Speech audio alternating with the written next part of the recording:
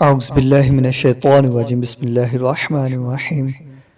मुअज़्ज़ज़ सामईन अस्सलामु अलैकुम वरहमतुल्लाहि वबरकातुहू। आप सब लोगों का अरमान टीवी पे एक बार फिर खुशामदीद। आज हम आपके लिए मज़ीद एक और वीडियो लेकर आए हैं।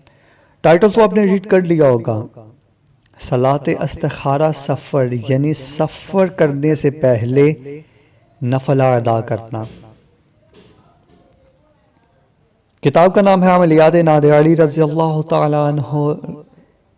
नादे अली एक ऐसी दवा है जो सदियों से आमलीन के मामूलात में शामिल है। ये दुआ हज़रत इमाम औलिया हज़रत अली रज़ी अल्लाह तआला अन्हु से मंसूब है। इसके बेशुमार फ़वाइद किताबों में तहरीर हैं।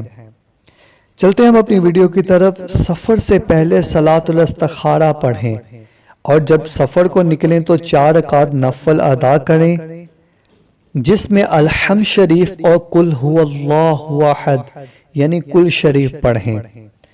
नमाज से फारग होकर नादे अली रज़ी अल्लाह तआला अन्हु 70 बार पढ़ें तो ये 2 रकात इसके माल और अहल के लिए काफ़ी होगी।